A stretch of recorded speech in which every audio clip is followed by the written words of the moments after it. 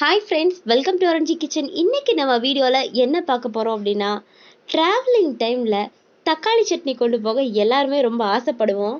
ஆனால் தக்காளி சட்னி கெட்டு போயிடும் அப்படிங்கிறனாலே நிறைய பேர் இட்லிக்கு தக்காளி சட்னி கொண்டு போகிறது கிடையாது. அதை நம்ம இன்னைக்கு கெட்டு போகாமல் இருக்கிறதுக்கு என்னென்ன ட்ரிக்ஸ் எல்லாம் யூஸ் பண்ணி நம்ம தக்காளி சட்னி செஞ்சு கொண்டு போகலாம் அப்படிங்கிறத பார்க்க போகிறோம். பாருங்க, இந்த மாதிரி நம்ம தக்காளி சட்னி பண்ணுறதுக்கு ஒரு பேனில் 2 ஸ்பூன் நல்லெண்ணெய் நல்லா ஊற்றி அதில் 1 ஸ்பூன் கடலைப்பருப்பும் உளுந்தம்பருப்பும் எடுத்து நல்லா கோல்டன் ப்ரௌன் ஆகிற வரைக்கும் நல்லா வதக்கி விடலாம். இந்த சட்னிக்கு நான் முழுக்க முழுக்க நல்லெண்ணெய் மட்டும்தான் யூஸ் பண்ணியிருக்கேன். நீங்களும் நல்லெண்ணெய் யூஸ் பண்ணீங்க அப்படின்னா தான் நல்லாயிருக்கும். வேறு எண்ணெய் அவ்வளோவா தாங்காது, நல்லெண்ணெய் தான் நல்லா தாங்கும். ஸோ நல்லா இந்த கடலைப்பருப்பும் உளுந்தம்பருப்பும் நல்லா ப்ரௌனிஷ் ஆகிற வரைக்கும் நல்லா நீங்கள் இந்த மாதிரி வதக்கி விடுங்க. நான் இது தக்காளி சட்னி பண்ணுறதுக்காக 3 மீடியம் சைஸ் பெரிய வெங்காயமும் 3 மிளகாய் வத்தல் 1 கொத்து கருவேப்பிலை இது மட்டும் சேர்த்துருக்கேன். இப்போ இதை நல்லா வதக்கி விடுங்க. இது கொஞ்சம் நல்லா வதங்கி வரணும். உங்களுக்கு காரத்துக்கு எவ்வளோ தேவையோ அந்த அளவுக்கு நீங்கள் மிளகாய் வத்தல் சேர்த்துக்கலாம். பாருங்கள், இதை நல்லா வதக்கி விடுங்க. இப்போ நான் இந்த தக்காளி சட்னி பண்ணுறதுக்காக எத்தனை தக்காளி பழம் எடுத்திருக்கேன் அப்படின்னா, ஒரு 7 தக்காளி பழம் மீடியம் சைஸாக எடுத்து வச்சுருக்கேன்.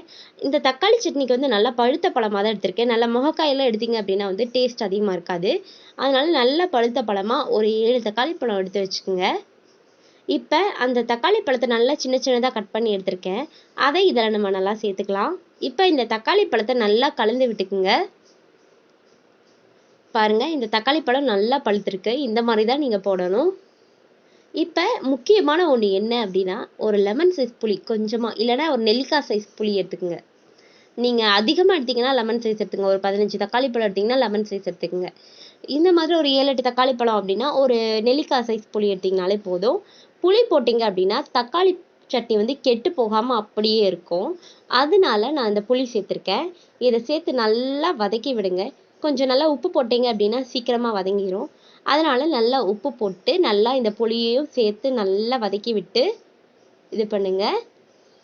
இப்போ இது நல்லா வதங்கி இந்த தோல் கொஞ்சம் சுருங்கி இந்த மாதிரி வந்ததுக்கப்புறம் ஆற வச்சு நல்லா மிக்சியில் நல்லா ஃபைன் பேஸ்ட்டாக அரைச்சி எடுத்து வச்சுக்கோங்க.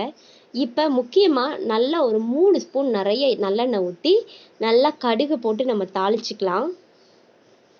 பாருங்கள், நல்லெண்ணெயில் தான் பண்ணணும், அப்போ தான் கெட்டு போகாமல் இருக்கும். இப்போ 1 கொத்து கருவேப்பிலை போட்டு நல்லா வெடிக்க விடுங்க. இப்போ நம்ம நல்லா ஃபைன் பேஸ்ட்டாக அரைச்சி வச்சுருக்கிற இந்த தக்காளி சட்னியை இதில் சேர்த்துக்கலாம்.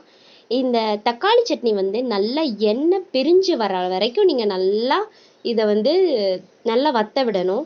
அப்போ தான் தக்காளி சட்னி கெட்டு போகாமல் இருக்கும்.